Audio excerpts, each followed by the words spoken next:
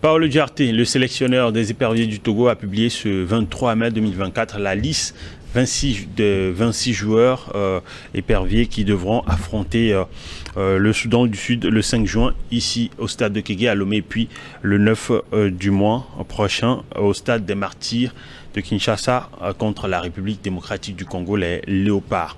Alors on a l'image à l'écran, il y a 3 gardiens, Mazama Eso, il y a Steve Mensan, il y a Wassiou Uro Nyeni, et les défenseurs on en a Koulousé Agbozo, Loïc Bessile, Kevin Boma, Dakonam Djene, le capitaine, il y a Sadik Fofana, Benjamin Holete, Khaled Naré.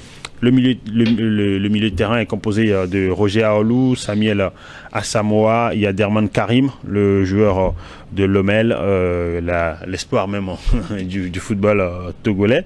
Alexis Robao, le vétéran, il y a Tikeni Rafid, Salifou, il y a Marouf Tchakei, Adil Titi qui est à sa première sélection, milieu de terrain de Bridge en Suède. Il y a les attaquants maintenant, Evra Agbagnon, il y a Yao Anor, Kodjo Aziangbe, Ilas Bebou, Kevin Denke, le meilleur buteur de la Pro League belge.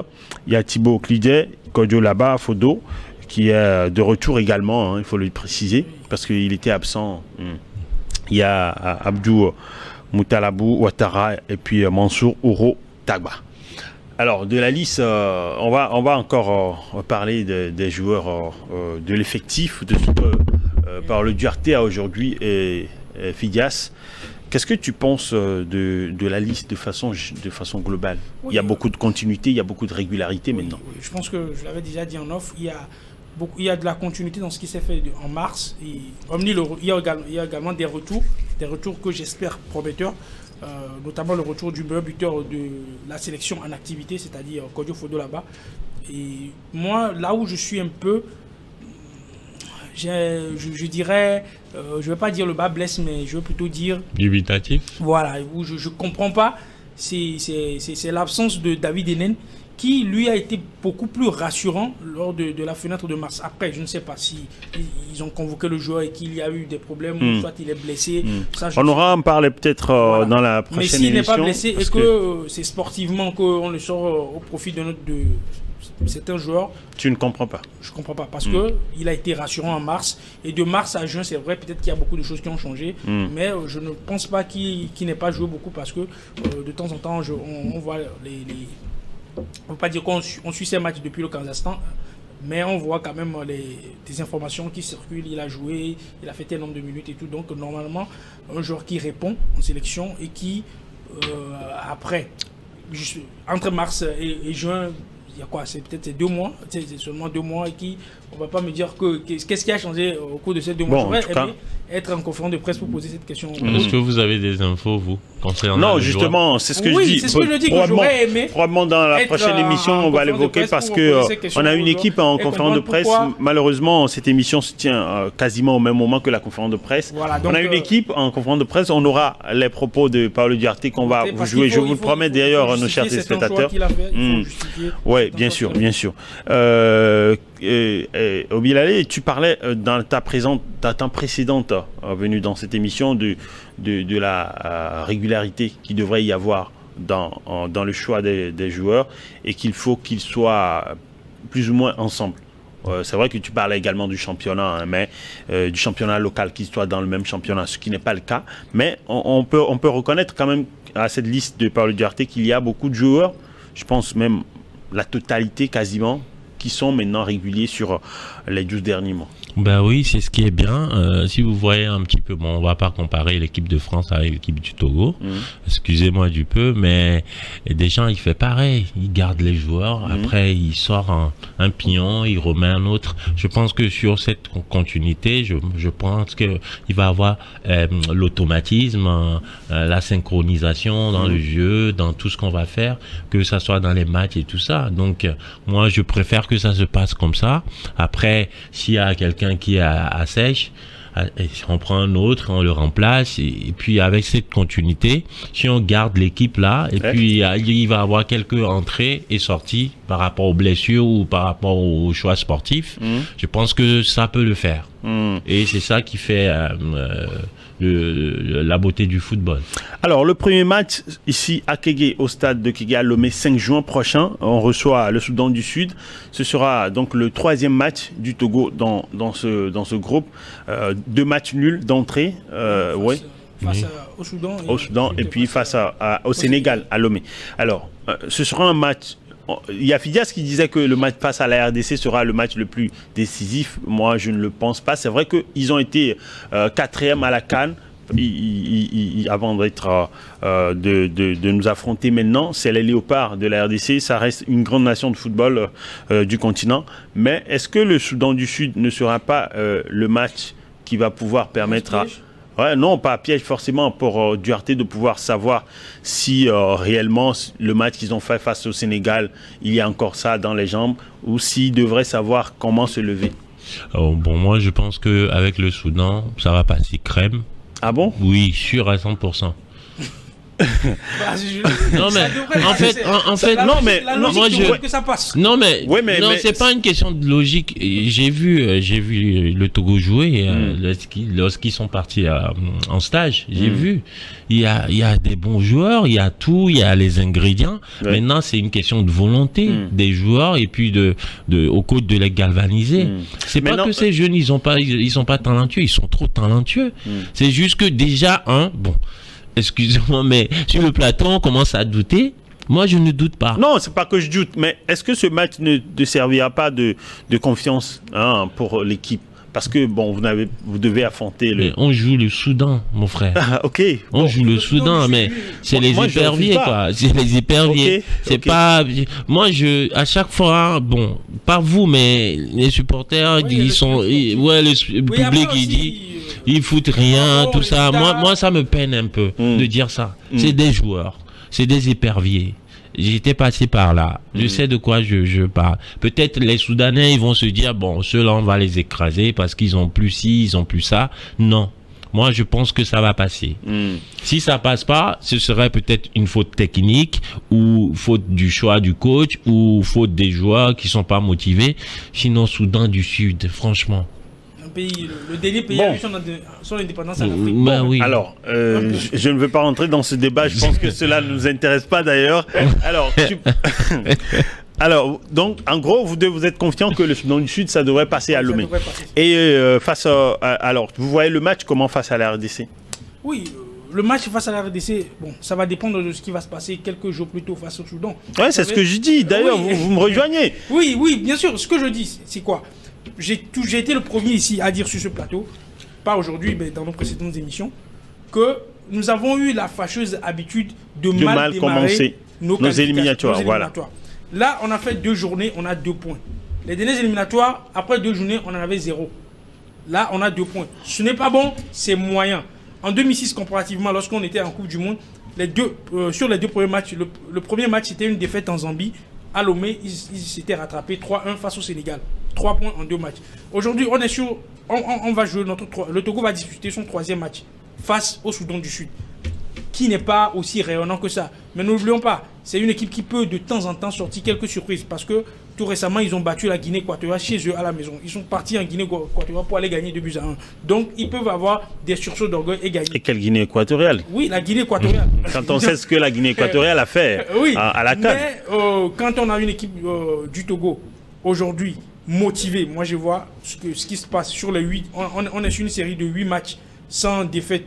Ces joueurs-là, ils sont motivés. Et surtout, le discours du coach commence par passer dans le vestiaire. Et ce que le coach veut, on est en train de le voir clairement se matérialiser sur le terrain. Il a un système de 3-5-2 qu'on utilise depuis près de, je dirais, 6 ou 7 mois depuis. 7 mois. Ça fait plus de 1 an parce que même lors des éliminatoires, ça a commencé face au Burkina Faso du côté de Casablanca. Donc depuis lors jusqu'à maintenant, ils ont eu le temps, les joueurs ont eu le temps d'expérimenter cela et de comprendre le système. Et aujourd'hui, il a donné de la responsabilité à certains joueurs qui ne peuvent plus se cacher, qui d'ailleurs brillent dans leur club respectif et qui, arrivés ici à Lomé, ont la pression et doivent prouver. Je pense à Kevin Denke, je pense à Karim Deman. Et il y a aussi les vétérans qui doivent amener les autres, conseiller les jeunes frères et envoyer l'équipe beaucoup plus loin. Tout dépend maintenant de l'objectif des éperviers. Est-ce qu'on a pour objectif de nous qualifier pour cette Coupe Coupe du Monde, ou est-ce que ces qualifications-là, on veut gagner les matchs pour prendre des points et être en bonne position pour les qualifications pour la Coupe d'Afrique? C'est la question que moi je... En tout cas, pour l'instant, par rapport au classement, le Sénégal est premier avec 4 points après les 2 journées. Il y a le Soudan également qui a 4 points et qui est deuxième. La RDC qu'on affrontera le 9 juin à Kinshasa qui a 3 points et qui est troisième. Le Togo, les éperviers suivent avec 2 points. Il y a la Mauritanie et puis le Soudan du Sud qui sont derniers avec 1 point chacun. Voilà. Moi, ce que je voulais dire aussi, c'est l'équipe nationale togolaise joue. Le problème, c'est que il n'y a pas beaucoup de concrétisation. On concrétise pas. Les actions. Les actions. C'est-à-dire qu'on manque de buteurs. Oui, réellement. voilà. C'est-à-dire que on a des opportunités. On a des buteurs, mais on manque de buts. Mais on manque de buts. Oui, voilà, exactement. C'est ça qui manque. Le problème, c'est que les Soudanais vont venir ici, on va jouer déjà. Faut pas qu'on joue sur la pointe des pieds ou avec les freins en main.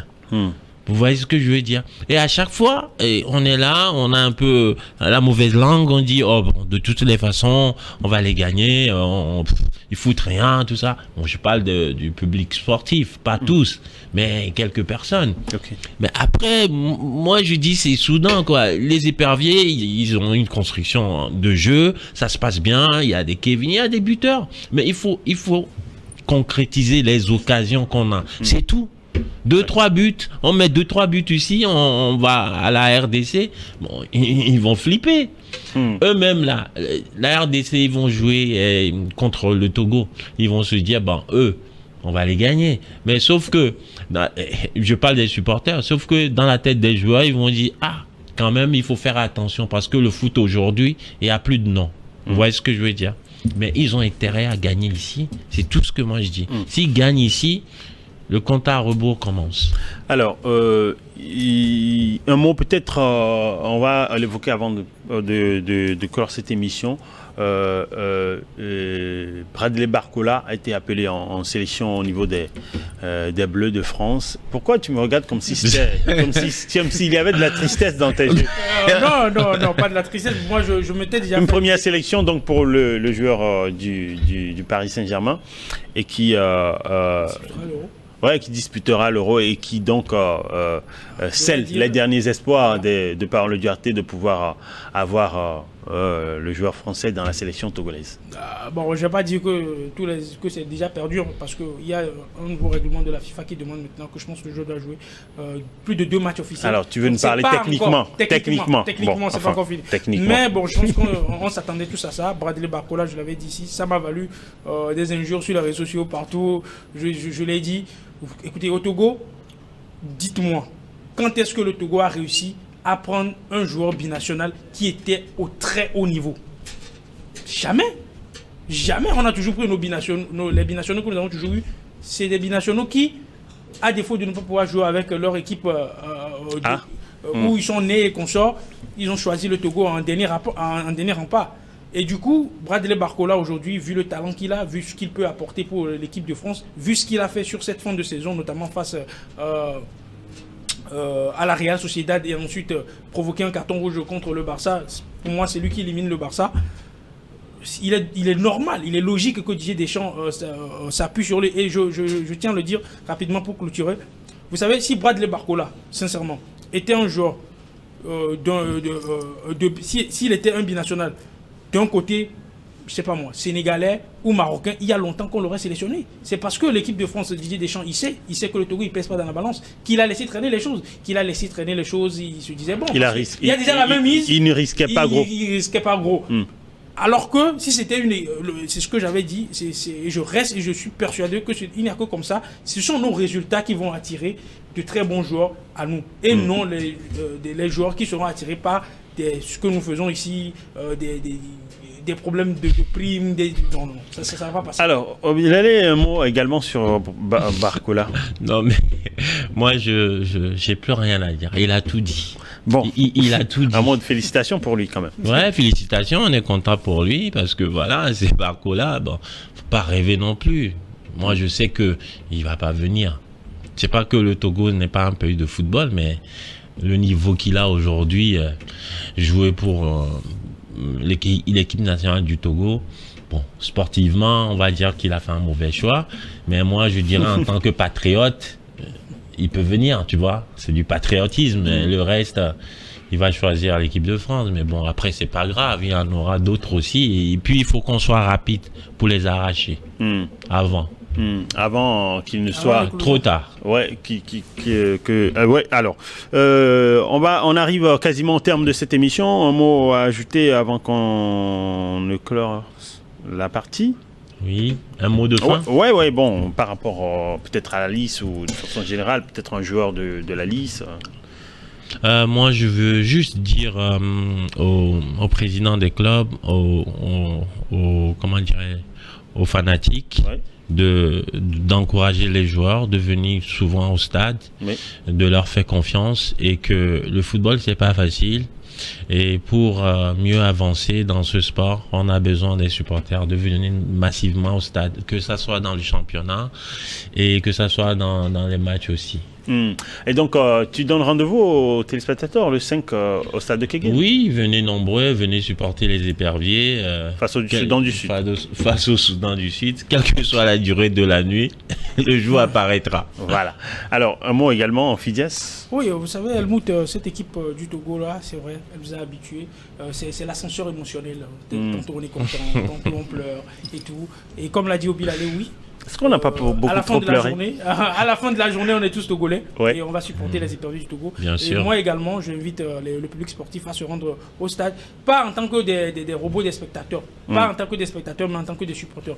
Restez derrière cette équipe jusqu'au bout, parce que je pense que ce qui est en train de se passer aujourd'hui avec cette équipe, c'est magnifique. On est en train de marcher vers, je dirais, on est en train de faire une marche vers l'avant, et donc on a besoin des supporters pour accompagner, et je pense que le match face au Soudan du Sud plié, on va gagner, et du côté du Congo, j'espère qu'on réussira à briser la malédiction et enfin à regagner encore face au Congo.